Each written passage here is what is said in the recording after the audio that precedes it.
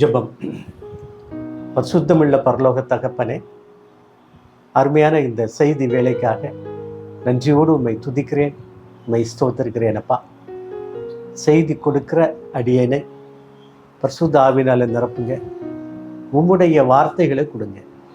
கேட்கிற பிள்ளைகளுக்கு பிரயோஜனமாக இருக்க உதவி செய்யுங்க. இயேசுவின் நாமத்தினாலே ஜெபிக்கிறேன் ஜீவனுள்ள பிதாவே, ஆமென்.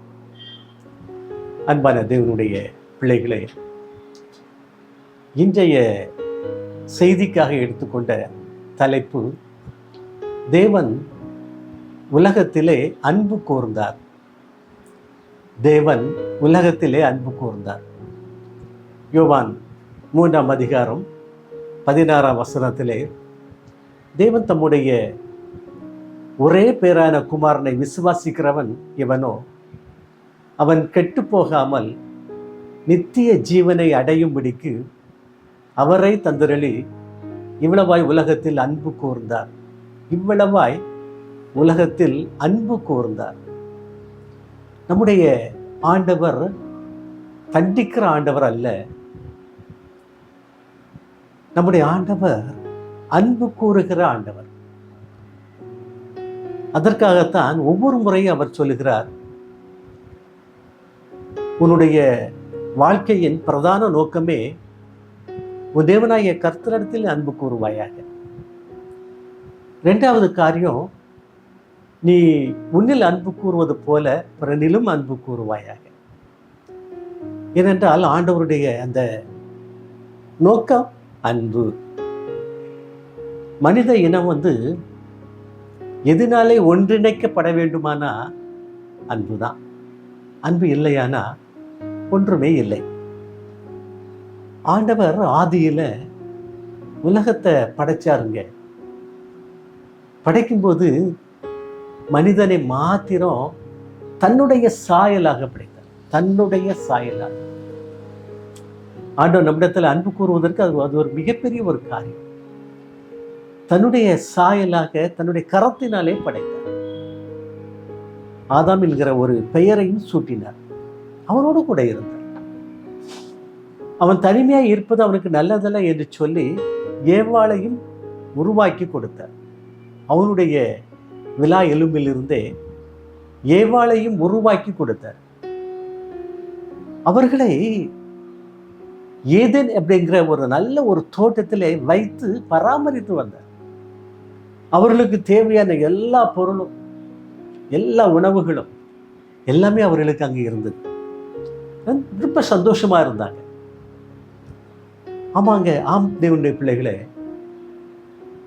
ஆண்டவர் நமக்கு எல்லாம் கொடுக்க ஆர்வமா இருக்கிறார், கொடுக்கிறார். அவைகளை நம்ம சரியா பயன்படுத்துகிறோமா யோசித்து பார்க்கணும். ஆண்டவர் கொடுப்பதை, ஆண்டவருடைய கிருபைகளை, ஆண்டவருடைய ஈவுகளை என்றைக்குமே நீங்க தடை பண்ணாதீங்க. உங்களுக்குள்ளாக ஒரு எண்ணம் இருக்கலாம், ஆனா ஆண்டவருடைய எண்ணம் வித்தியாசமாயிருக்கும். ஆண்டவர் தான் நேசிக்கிற ஒவ்வொரு பிள்ளைகளோடும் கூட இருந்து அன்பு கூர்ந்து அவர்களை ஆசீர்வதிக்க அவர் எண்ணுகிறார். அதே போலதான் ஆதாமையும் ஏவாளையும் விசாரிக்க, பார்க்க, அவர்களோடு கூட பேச ஒவ்வொரு நாளும் ஆண்டவர் வருவாராம். தேவாதி தேவன் வருவாராம். ஆதாமோடு ஏவாளோடு பேச தேவனானவர் வருகிறதுனாலே நம்மோடு பேச வருவாரா, வரமாட்டாரா? நம்முடைய உள்ளம் எப்படிப்பட்டதாக இருக்கிறது? நம்முடைய சிந்தனையும் செயலும் எப்படிப்பட்டதாக இருக்கிறது? தேவனுடைய பிள்ளைகளே, ஒரு நாள் ஆண்டவர் வந்தாருங்க. வந்தா ஆதாமையும் காணல, ஏவாளையும் காணல. அந்த ஏதேன் தோட்டத்துல ஆண்டவர் அப்படி உலாவி வாராரு. அவர் வந்தாலே எவ்வளவு சந்தோஷமா இருக்கும் தெரியுமா? கொஞ்சம் நீங்க அவரோட பேசி பாருங்களேன். உலகத்தின் கவலைகளை எல்லாம் அப்படி மறந்துட்டு ஆண்டவரோட கூட ஒரு 10 நிமிஷம் உட்கார்ந்து தியானிச்சு பாருங்களேன். ஆண்டவருடைய வேத வசனத்தை வாசித்துட்டு நல்ல பரிசுத்தமான பைபிள் பார்த்துடுங்க. பரிசுத்தம் அதில் உங்களுக்கு தேவன் எதை உணர்த்துகிறாரோ அந்த வசனத்தை அப்படியே யோசித்துக்கிட்டே ஆண்டவரை நீங்கள் யோசித்து பாருங்களேன், திங்க் பண்ணி பாருங்க, தியான நிலையில இருந்து பாருங்க. அப்பந்தான் அந்த உள்ளத்தில் இருக்கக்கூடிய அந்த கவலைலாம் அப்படி போயிரும்.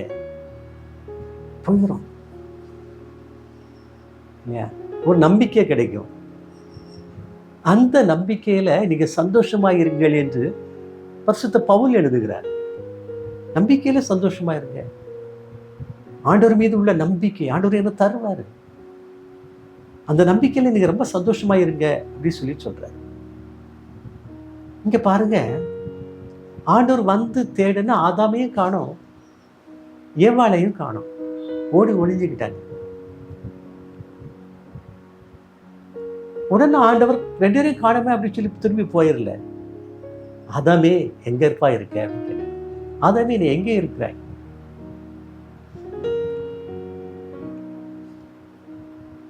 அப்போ ஆதாமுக்குள்ளாக ஒரு பயம். ஆண்டவரே, நான் நிர்வாணியா இருப்பதினாலே பயந்து ஒளிந்து கொண்டேன் அப்படின்னு சொல்லி சொல்றேன். அப்ப ஆண்டவர் சொல்றாரு, உனக்கு விலக்கப்பட்ட அந்த கனியை நீ புசித்தாயோ அப்படின்னு கேட்கிறாரு. ஏவாள் தான் ஆண்டவர் எனக்கு கொடுத்தா அப்படின்னு சொல்லி சொல்றான். தன்னுடைய தவற அவன் ஒப்புக்கொள்ளல. முதல்ல அவன் ஏவாள் தான் ஆண்டவரே எனக்கு கொடுத்த அப்படின்னு சொல்றான். ஏவாள் என்ன சொல்ற தெரியுமா? ஆண்டவரே, சர்ப்பம் என்னை வஞ்சித்தது அப்படின்னு சொல்லி சொல்றான். இப்ப நீங்க கொஞ்சம் யோசித்து பாருங்க, நம்மால ஏன் ஆண்டவரை சந்திக்க முடியல? ஆண்டவரோடு முகமுகமாக நம்ம பேச முடியல. ஏன் ஆண்டவரை தரிசிக்க முடியல? ஆண்டோடைய காலடியில நம்முடைய விண்ணப்பங்களை ஏன் வைக்க முடியல? வேண்டுதலை ஏன் வைக்க முடியல? கருத்தாய் வைக்கணும். எலியாவை போல கருத்தாய் நம்முடைய விண்ணப்பங்களை வைக்கணும். ஏன் வைக்க முடியல? நமக்குள்ளாக ஒரு பாவ உணர்வு இருக்கிறதுனாலே வைக்க முடியல. ஆனா வேதம் அப்படி சொல்லலையே. ஆண்டவர் உங்களை அன்பு கூறுகிறார். தேவன் உலகத்திலே அன்பு கூறுகிறார். உலக மக்கள் அனைவரையும் அன்பு கூறுகிற ஆண்டவர். மனுஷனா பிறந்துட்டானா எல்லோரையும் அன்பு கூறுகிற அருமையான ஒரு ஆண்டவர். ஏதாவது ஒரு வழியில மனிதனை ஆண்டவர் சந்திக்கிறாருங்க. ஆண்டவரை ஏற்றுக்கொள்றானோ ஏற்றுக்கொள்ளலையோ அது ரெண்டாவது விஷயம். ஏனென்றால் ஒவ்வொரு மனிதனையும் ஆண்டவர் சந்திக்கிறார். தன்னை அவனுக்கு வெளிப்படுத்துகிறார். நம்ம புரிந்து கொண்டோமானா அதை ஏற்றுக்கொள்றோம். புரிந்து கொள்ளவில்லை, நம்முடைய எண்ணங்கள் சிந்தனைகள் வேற எங்கேயோ இருக்குது அப்படின்னு சொன்னா அவர் விலகிடுவாருங்க. அவர் சொல்றாரு, அழகா சொல்றாரு, நான் பரிசுத்தராய் இருக்கிறது போல நீங்களும் பரிசுத்தமாய் இருங்கள், நீங்களும் பரிசுத்தமாய் இருங்கள் அப்படின்னு சொல்லி சொல்றார். நம்மிடத்திலே காணப்படுகிற அருவருப்பான ஒரு வாழ்வு இல்லையானா தேவனை மறந்து வாழ்கிற ஒரு வாழ்வு, அல்லது தேவனை காட்டிலும் உலக காரியங்களில் அதிகமாக ஈடுபடுகிற ஒரு வாழ்வு, அதிக ஆசை, அதிக இச்சை. இதனால நம்ம தேவனை மறந்துடுறோம். ஆண்டவர் வர்றாரு, நம்ம அவர் சந்திக்க போகல, அவரோடு கூட பேசல. சமீபமா இருக்கையில் நீங்க அவரை தேடிக்கொள்ளுங்க. சமீபமா இருக்கையில் வேதம் என்னைக்குமே போய் சொல்லாது. நாம தான் ஆண்டவர் வந்தாலும் ஆண்டவரை மறந்து வாழுகிற ஒரு வாழ்வு. உங்களுடைய காரியங்கள் எல்லாம் ஆசீர்வாதமாக இருக்க வேணுமானா நீங்க தான், நாம தான் ஆண்டவரோடு கூட பேசணும். பரிசுத்தமாய் வாழ்ந்து நம்ம சுதந்திரித்துக் கொள்ள வேண்டும். அப்ப அழகா ஆண்டவர் சொன்னார், விளக்கப்பட்ட கனி நீ புசிச்சியப்பா அப்படி சொல்லி சொன்னார். இப்போ ஆண்டவர் போகலாம் பார்த்துடுங்க, அவர்களை இனி அந்த ஏதேன் தோட்டத்துல வாழ்வதற்கு நீங்கள் தகுதியானவர்கள் அல்ல அப்படி சொல்லி அப்படி வெளியே கொண்டு விட்டுட்டார். ஏதேன் தோட்டத்தில் ஒரு பெரிய சுடரொளி பட்டயத்தையே வச்சுட்டார். மிகப்பெரிய ஒரு சுடரொளி பட்டயத்தையே வச்சுட்டார். நம்முடைய பாவங்கள், நம்முடைய அக்கிரமங்கள், நம்முடைய மீறுதல்கள் நமக்கு சாபத்தை கொண்டு வருகிறது, அல்லது இழிவை கொண்டு வருகிறது, அல்லது வேதனையை கொண்டு வருகிறது, அல்லது தோல்வியை கொண்டு வருகிறது, மன கஷ்டத்தை கொண்டு வருகிறது. பாவங்களை விட்டு விடுவோம், அது சாபத்தை கொண்டு வரும், அது வேதனையை கொண்டு வரும். மீறுதல்கள், நல்ல பைபிள் வாசிக்கன்னு சொல்றோம், ஆனா நம்ம வாசிப்பது நம்ம கேட்டதுபடி நடக்கிறது இல்லை, மீறி நடக்கிறோம். கேட்டும் அவைகளை கை கொள்ளாததினால் ஆண்டவர் ரொம்ப கோபுறங்க. சொல்லியும் தேவனுடைய பிள்ளைகள் அதை செய்யல அப்படி சொன்னா ஆண்டவர் கொஞ்சம் கோபப்படுவார். ஆண்டவரோடு கூட 12 சீடர்கள் இருந்தாங்க. இந்த 12 சீடர்களுடைய மகிமை நீ கொஞ்சம் யோசித்து பாருங்களேன். உன்னதமான தேவனுடைய குமாரனுடைய 12 சீடர்கள் பார்க்குறாங்க. ஆண்டவருடைய அந்த ஆர்வம், அந்த செயல்பாடு, அந்த ஈடுபாடு, அதிசயங்கள், அற்புதங்கள் கண்ணால பார்க்குறாங்க. ஆனா ஒருத்தர் என்ன செய்துட்டான் தெரியுமா? ஆண்டவரை காட்டி கொடுத்துட்டாங்க. ஆண்டவரை காட்டி கொடுத்துட்டான். அவனுக்கும் தேவன் ஒரு எச்சரிப்பு கொடுத்திருந்தார். அதெல்லாம் கவனிக்கல. நான் தேவனுடைய பிள்ளை என்று சொல்லி வாழ்கிற நாம தேவன் சொல்லுகிற எச்சரிப்புகளை கண்டுகொள்ளாமல் இருக்கக்கூடாது, கண்டுகொள்ளாமல் இருக்கக்கூடாது. அதை சொல்றேன் இல்லையா? வாழ்கிற ஒவ்வொரு வாழ்விலும் ஒவ்வொரு பகுதியையும் அனுபவித்து வாழுங்கள், கிறிஸ்துவுக்குள்ளாக அனுபவித்து வாழுங்கள். தேவனிடத்திலே அதிக ஈடுபாடோடு வாழுங்க. அது கவனிக்கலையே, எனக்கு தெரியாதே அப்படி சொல்லிட்டோமானா ஏசாவை போல மாறிவிடுவோம். ஏசா, யாக்கோபு இல்லையா, தன்னுடைய சுதந்திர வேதத்தை எல்லாம் வித்துட்டு போயிட்டாங்க யாக்கோபு கிட்ட. அதுக்கு பிறகு ஏசாவால யாக்கோபை மேற்கொள்ள முடிஞ்சுதா? முடியவே இல்லை. யாக்கோபு கூட திரும்பி சொந்த நாட்டிற்கு வரும்போது ஆண்டவரை பல்லமா பிடிச்சிட்டாங்க. ஆண்டவரை பல்லமாக பிடித்து கொண்டான். அவன் பல்லன்மாக பிடித்து கொண்டதினாலே இஸ்ரவேல் என்கிற ஒரு பெயர் பெற்றான். அப்போ உங்களுடைய பாவங்கள், மீறுதல்கள், அக்கிரமங்கள் நீங்கணுமானா, சாபங்கள் உங்களை விட்டு விலகணுமானா ஆண்டவரை பலமா பிடிச்சிடுங்க, விட்டாதீங்க. கண்டிப்பாக ஒரு முறை உங்களை சந்திக்க வருவார். யாக்கோபை சந்திக்க வந்த ஆண்டவர் உங்களையும் சந்திக்க வருவார். காத்திருங்கள், பொறுமையோடு காத்திருங்கள், பொறுமையோடு காத்திருங்கள். ஆண்டவர்கிட்ட பேசுங்க, விடாதீங்க. அவர் சொல்லுவார், புதிய நாமத்தை உனக்கு கொடுப்பார். புதிய நாமம், ஒரு மீண்டு வருகிற ஒரு பாக்கியம் உங்களுக்கு கிடைக்கும். ஆண்டவர் இங்க பாவம் செய்யும் போது ஆண்டவருடைய வார்த்தைகளை கவனிக்காத ஆதாமுக்கு ஏவாளுக்கும் சாபத்தை கொடுத்த வெளியே அனுப்பிட்டார். நீ வேர்வை சிந்திதாப்பா நீ உழைச்சி சாப்பிடணும் அப்படின்னு சொல்லி அனுப்பிட்டார். அவர்களை கைவிட்டாரா? ஆண்டவர் அவர்களை கைவிடலையா? அவர்களோடு கூட இருந்தார்.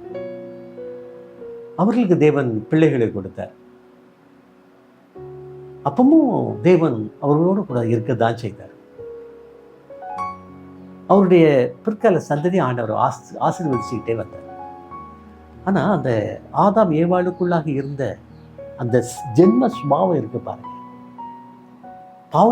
பாவம் செய்யணும் அப்படிங்கிற அந்த எண்ணம் இருக்கு பாருங்க, அந்த ஆர்வம், அந்த ஆசை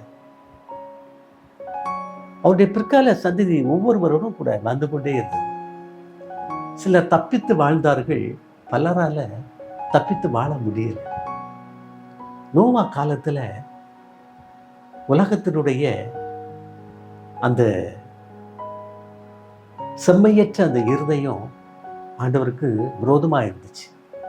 அப்ப ஆண்டவர் சொன்னார், நோவாவை கூப்பிட்டு சொன்னார், அன்பு கூர்ந்ததினாலே இப்ப நான் உலகத்தை அழிக்க போற ஒரு பெரிய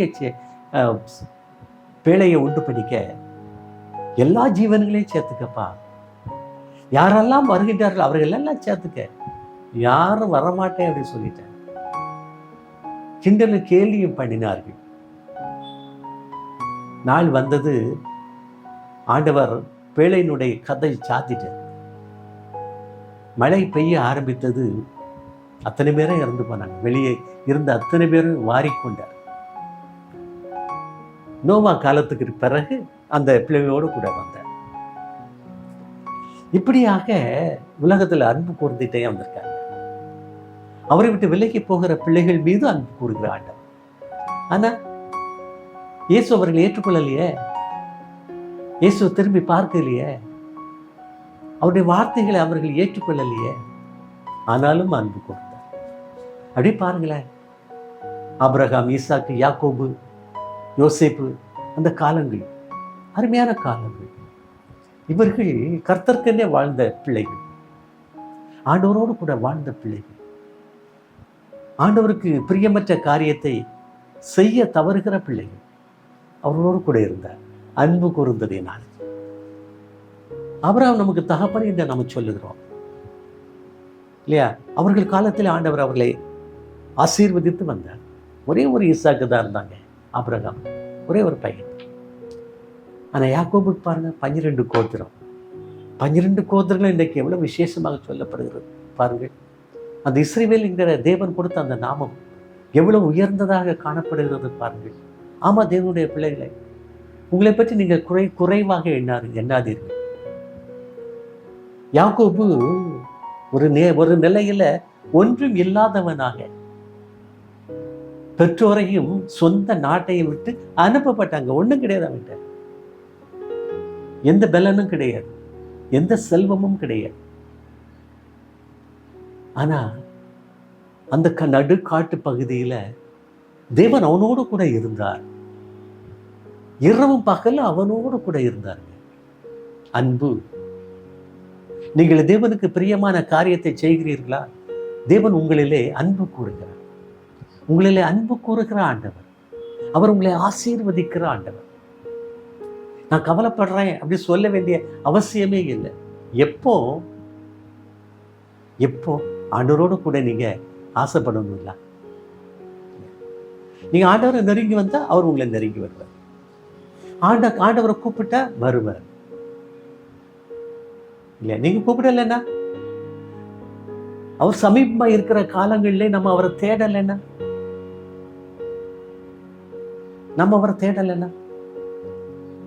அப்போ யோசிப்பு காலங்கள், அதை தாண்டி தீர்க்கதரிசிகள் காலங்கள் அன்பு கூர்ந்தார். ராஜாக்கள் காலங்கள்ல அன்பு கூர்ந்தார். நியாயாதிபதிகள் காலத்துல அன்பு கூர்ந்தார். ராஜாக்கள் காலத்துல அன்பு கூர்ந்தார். பின்னால வரக்கூடிய தீர்க்கதரிசிகள் காலத்துல அன்பு கூர்ந்தார். மோசே யோசுவா காலத்துல அன்பு கூர்ந்தாருங்க. பிள்ளைகள் வழி நடத்திக்கிட்டே வந்தார். ஆனா அந்த பழையற்பாட்டு காலத்துல கடைசியில பாருங்க, ஏகமாய் கெட்டு போனாங்க இல்லையா? அதனால தான் ஆண்டவர் தன்னுடைய சொந்த மகனையே உலகத்துக்கு அனுப்பினார். தேவனுடைய குமாரன் என்கிற பெயர்ல அனுப்பினார். அவரை விசுவாசிக்கிறவன், அவரை ஏற்றுக்கொள்ளுகிறவன் எவனோ அவன் தேவனுடைய பிள்ளைகளாக இருக்கும்படி ஒரு அதிகாரத்தை கொடுத்தாரு இல்லையா? அது தேவனுடைய அன்புங்க. கிறிஸ்து உலகத்துல வந்தார். அவருடைய வார்த்தைகள் அப்படியே வாசித்து பாருங்களேன். மத்தேயு, மார்க், லூக்கா, யோவான் வாசித்து பாருங்களேன். இவர்களில் கிடைக்காத ஒரு ஞானம், ஒரு அறிவு, ஒரு புத்தி, ஒரு வல்லமை இங்கே எங்கேயும் தேட முடியாது. இந்த புதிய ஏற்பாட்டில் பழைய ஏற்பாட்டை கம்பேர் பண்ணி எழுதப்படுகிற அந்த எழுத்துக்கள், லெட்டர்ஸ், நிருபங்கள் எவ்வளவு ஆசீர்வாதமானது. வாசிங்களேன், ஆண்டவர் உங்களை ஆசீர்வதிப்பார். நிச்சயமாக உங்களை ஆசீர்வதிப்பார். தேவனுடைய வார்த்தைகள் வித்தியாசமான வார்த்தை. அவர் தான் சொன்னாரு, தேவன் தம்முடைய ஒரே பேரான குமாரனை விசுவாசிக்கிறவன் எவனோ அவன் கெட்டு போகாமல் நித்திய ஜீவனை அடையும்படிக்கு அவரை தந்தருளி உலவாய் உலகத்தில் அன்பு கூர்ந்தார். இயேசு கிறிஸ்து இந்த உலகத்துல பிறந்தது எதனால பாருங்க? தேவன் நம்மிலே அன்பு கூர்ந்ததினாலே. அதான் ஆண்டவர் சொல்றாரு, அன்பில் நிலைத்திருங்க, அன்பில் நிலைத்திருங்க. ஒருத்தருக்கு ஒருத்தர் நீங்க விரோதமா பேசாதீங்க, செயல்படாதீங்க. யுத்தங்கள் வேண்டாம், சண்டைகள் வேண்டாம், அன்பு கூறுங்க. உங்களால் அதை சமாதானப்படுத்த முடியலையா? ஆண்டவருடைய கரத்துல ஒப்பு கொடுத்துட்டு ஆண்டவரை பார்த்து காத்துருங்களேன். ஒரு காரியத்தை உங்களால செய்ய முடியலையா? அந்த காரியத்தை குறித்து ஆண்டவரோடு பேசிட்டு ஆண்டவருக்காக காத்துருங்களேன். இந்த ஆதாம் தான் ஏவாள் அந்த கனியை கொடுத்த உடனே என்ன செய்திருக்கணும்? ஆண்டவருக்காக காத்திருந்து ஆண்டவர் சொல்ல கேட்டு அதை புசித்திருக்கணும்ல. மனைவி தாங்க, அல்லது கணவன் தான். எவ்வளவு கவனமா இருக்கணும் தெரியுமா? தேவனுடைய வார்த்தைகளில் நீங்கள் நிலைத்திருங்கள். நீங்கள் நிலைத்திருந்தா தேவன் உங்களை ஆசீர்வதிப்பார். சரி, இயேசு கிறிஸ்துவனுடைய வாழ்வை பாருங்களேன். அவர் கொஞ்சம் கூட சும்மா இருந்ததா சரித்திரம் இல்லை. இந்த கடைசி 3.5 ஆண்டுகள் நடந்துக்கிட்டே இருந்தாங்க. ஆண்டவர் எங்கெல்லாம் இருக்காங்களோ அங்கெல்லாம் திரளான ஜனங்கள் வந்துருவாங்க. நல்ல போதனை கொடுப்பாருங்க, நல்ல போதனை கொடுப்பார். வார்த்தைகள், அவருடைய வார்த்தைகள் வித்தியாசமாக இருக்கும். அவைகளை வாசித்தாலே அப்படியே ஆறுதல் கிடைக்கும், ஒரு சந்தோஷம் கிடைக்கும், ஒரு சமாதானம் கிடைக்கும். சமாதானமே இல்லாத இடத்துல ஆண்டவர் வந்தாருன்னா ஒரு சமாதானம் கிடைக்குங்க. அப்ப சமாதானமே இல்லை அப்படின்னு சொன்னா, என் குடும்பத்துல, என் சபையில சமாதானமே இல்லையே அப்படி சொன்னா அதுக்கு அர்த்தம் என்னது? அங்க ஆண்டவர் வரல அப்படின்னு சொல்லிட்டு அர்த்தம். சரி, இன்னும் சமாதானம் கிடைக்கலையா? காதுருங்க, ஆண்டவர் கொடுப்பாருங்க, ஆண்டவர் கொடுப்பாரு. ஒருத்தன் 38 வருஷமா பெதஸ்தா குளத்துல வியாதி நீங்கிடணும் அப்படி சொல்லி காத்துட்டு இருக்காங்க. 38 வருஷமா காத்திருக்கான். ஆனா அந்த குளத்தை கலக்கும் போது அவனை கொண்டு அந்த தண்ணியில விடுவதற்கு முதலாவது யார் இறங்குறானோ அவனுக்கு விடுதலை கிடைக்கும். ஆனா இவனை கொண்டு விடுவதற்கு அங்க யாருமே இல்லை, அவனுக்கு சுகம் கிடைக்கல. தேவனுடைய பிள்ளைய அவன் காத்திருந்தான். 12 வருஷமா ஒரு பெண்ணு அவஸ்தைப்பட்டு இருக்கா. 12 வருஷமா கையில் இருக்க செல்வம் எல்லாம் செலவழிச்சிட்டா, விடுதலையே கிடைக்கல. மருத்துவ செலவு எல்லாம் பண்ணி பார்த்துட்டா, விடுதலையே கிடைக்கல. அப்படியே யோசிக்கிறா. ஆண்டவர் வர்றாரு அப்படி கேள்விப்பட்டா ஓடி போய், கூட்டம், செம கூட்டம், ஜனங்கள் எல்லாரும் ஆண்டவரை நெருக்கி கொண்டு வந்து கொண்டு இருக்கிறார்கள். ஓடி போய் தொட்டா பார்த்துடுங்க ஆண்டவருடைய சால்வைய, அவ்வளவுதான், சுகம் கிடைச்சிட்டு. ஒருவனை தேடி சென்று சுகம் கொடுத்தார், ஒருத்திக்கு அவளே போய் சுகத்தை பெற்றுக்கொண்டார். நீங்க எப்படிப்பட்டவங்க? உங்களுடைய கஷ்டத்தின் விடுபடுவதற்கு உங்களுடைய நிலை என்ன? உங்களால் இயலவில்லை என்றால் தேவன் உங்களை வந்து தொட்டு குணப்படுத்துவார். ஏன் நீங்க அவ்வளவு வருஷம் காத்திருக்கணும்? 38 வருஷம், 12 வருஷம் தானே. ஓடி போனால, தொட்டால, சுகம் கிடைச்சிட்டேன். தேவனுடைய பிள்ளைகளே, வியாதியஸ்தர்களை குணமாக்கினார். ஒரு கானானிய ஸ்திரீ பார்த்துடுங்க, கானானிய ஸ்திரீ, யூத பிள்ளை அல்ல அல்ல. தண்டு மகளுக்காக ஆண்டவர்கிட்ட வந்து கேட்கிறா, விடுதலை வேணுமேன்னு கேட்கிறா. அப்போ கூட ஆண்டவர் ஒரு கடுமையான வார்த்தை தான் பேசுறார். அவருடைய உள்ளத்தை ஆராய்ந்து கொள்வதற்காக அந்த வார்த்தை கொடுக்கிறார். அப்பவும் ஆண்டவர் இடத்துல எளிமையாய் பேசினார். ஆண்டவர் அவளுக்கு உதவி செய்தார். நீங்க என்ன வேணுமோ ஆண்டவருடைய பாதப்படியில் அமர்ந்து கேளுங்க. எப்படி கேட்கணும் தெரியுமா? ஆண்டவரே, என்னுடைய பாவங்கள், என்னுடைய மீறுதல்கள், என்னுடைய அக்கிரமங்கள் நீங்கி நான் சுகம் பெற எனக்கு உதவி செய்யுங்கப்பா. என்னுடைய விண்ணப்பங்கள் இவைகள் எல்லாம் இருக்கிறது ஆண்டவரே, உதவி செய்யுங்க ஆண்டவரே அப்படின்னு கேளுங்க. நிச்சயமாக ஆண்டவர் உங்களுக்கு கொடுப்பார். ஏனென்றால் உங்களை தேடி வருகிற ஆண்டவர், தேடி வருகிற ஆண்டவர். பாவம் செய்துட்டேன்னு அதெல்லாம் வேண்டாம். ஆனால் இனி பாவம் வேண்டாம், இனி மீறுதல்கள் வேண்டாம், இனி அக்கிரமங்கள் வேண்டாம். தேவன் உங்களோடு கூட இருப்பார், உங்களை ஆசீர்வதிப்பார், உங்களை காத்துக்கொள்ளுவார். ஜெபிப்போம்.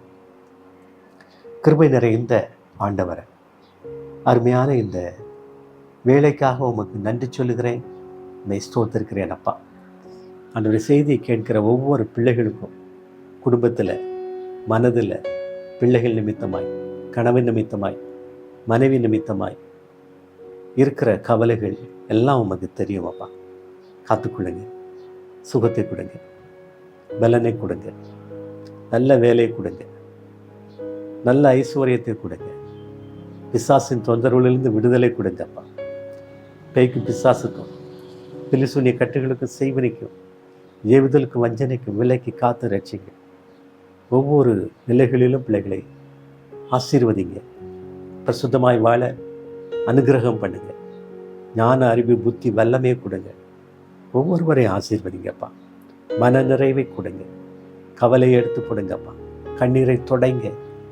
நீர் அன்பு கூறுகிற ஆண்டவராக இருப்பதற்காக மை நன்றியோடு துதிக்கிறேன், மை ஸ்தோத்திரிக்கிறேன் தகப்பன். ஆசீர்வதிங்க, ஆசீர்வதிங்க தகப்பன். அருமையான மகிமை டிவிக்காக நடத்துகிற அருமையான மகனுக்காக, அவருடைய தகப்பனாக இருக்க மனைவி பிள்ளைகளுக்காக உமக்கு நன்றி ஸ்தோத்திரம். அருமையான ஊழியக்காரர்களுக்காக உமக்கு நன்றி, உமக்கு ஸ்தோத்திரம். ஆசீர்வதிங்க.